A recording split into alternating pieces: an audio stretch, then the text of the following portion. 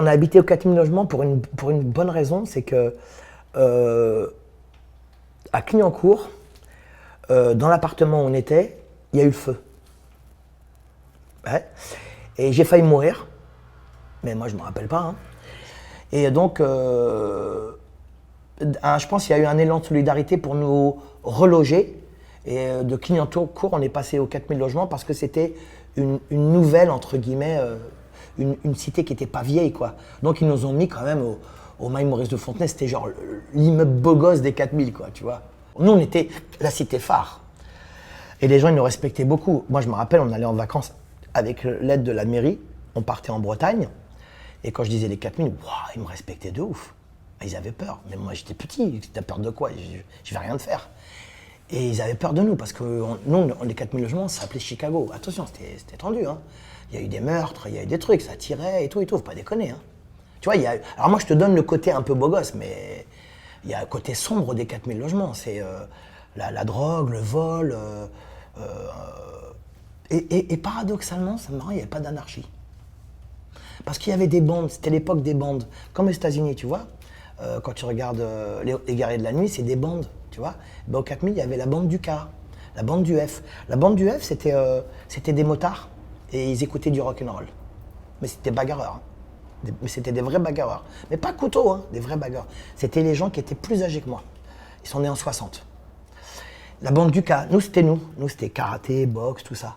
Nous, on buvait pas, on fumait pas, on marchait droit. On était gentils avec nos parents, on aidait les gens à porter des sacs et tout, tu vois, genre un peu, des moines Shaolin un peu, tu vois. C'était ça. T'avais les footeux. Les footeux. Et il y a des mecs de ma cité qui sont sortis. Il y en a Karim Nassa, avec qui je suis en contact, il habite en République Dominicaine. Il a fini capitaine de l'équipe de Bastia. Tu vois, première div, il a joué la Coupe d'Europe et tout, tu vois, à l'époque, c'est waouh. Tu vois, le mec, il a joué à Saint-Étienne, je sais plus, il a joué. T'imagines? Mais t'imagines le level, quoi. Donc il y avait des bandes comme ça, mais c'était pas l'anarchie. Paradoxalement, il n'y avait pas d'anarchie, tu vois. Les flics qui passaient, ils nous connaissaient, hein. Les flics qui passaient, bon, les étounes, allez, monte à la maison, sinon j'appelle ton père. Je montais. J'avais peur. J'avais pas peur de lui, j'avais peur de mon père. Tu vois? Les gens, ils fumaient du shit, mais en bas de la cité, ça jouait de la gratte. On écoutait du James. Mais tu vois, c'était pas l'anarchie, c'était pas le bordel. C'était les boulangeries, les trucs, il y avait des boucheries. Tu vois, c'était quand même, c'était bien organisé. C'était une vie, au niveau social, c'était très très dur. On manquait de tout. Mais on créait. On jouait au foot. On a créé le sport que je t'ai dit avec la tête. Il y avait les boules, il y avait le foot, il y avait le rugby. Il y avait très peu de sport. Et puis il y a Bruce Lee qui est arrivé en 73. Bruce Lee qui a révolutionné toutes les cités, qui a révolutionné toutes les cités. C'était ou un footeux, et après, ou tu étais un artiste martial. Et moi, Bruce Lee est arrivé, ça a été une révélation pour nous tous. Donc moi, je voulais faire pareil, je voulais être asiate et tout, je voulais plus être juif, je voulais être asiate, moi. Je trouvais que c'était plus sympa quand même, tu vois. Et moi, mon père, c'était un très très bon boxeur, mais vraiment bon, hein, très très bon boxeur. Mon frère qui est décédé, paix à son âme, était très très fort en boxe anglaise, mais comme il n'était pas français, il ne pouvait pas prétendre. Il n'avait pas les papiers français, il ne pouvait pas prétendre. Et donc tout naturellement, je fais partie d'une famille de boxeurs. Donc pour moi, faire de la boxe, c'est comme si tu fais du foot, quoi. Tu vois, il n'y avait rien d'extraordinaire, tu vois. Et après, j'ai découvert une véritable passion pour la boxe. Et dans ma cité, il se trouve, dans ma cité, c'est quand t'es footballeur, t'as tes potes footeux, ils sont ensemble.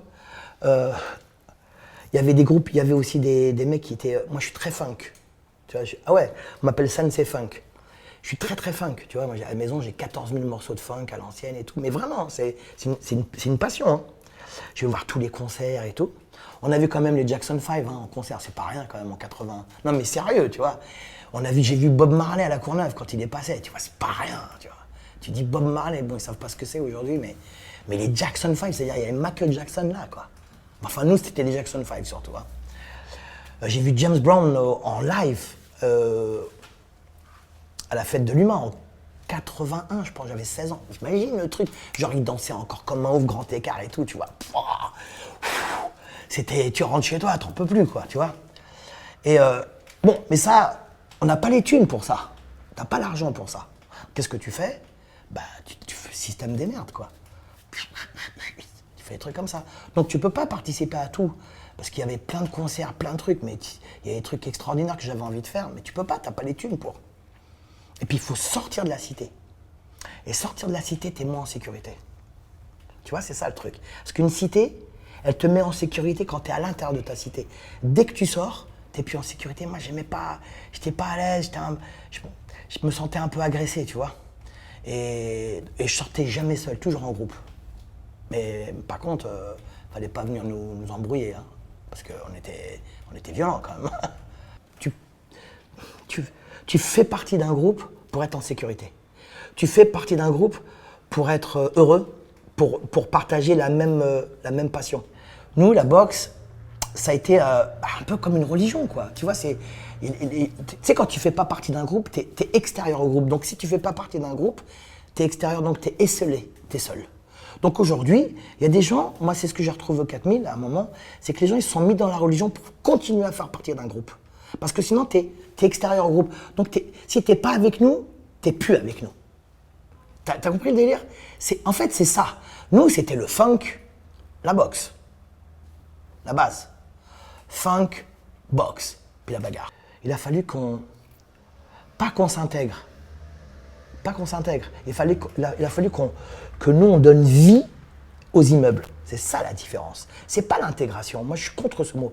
C'est que les immeubles, ils sont là. Et c'est clair, ils sont là. Bon, ils sont plantés avec des trucs. Et nous, il faut qu'on y donne vie. Il faut qu'on y donne une identité, une culture à ça. C'est ce qu'on a fait.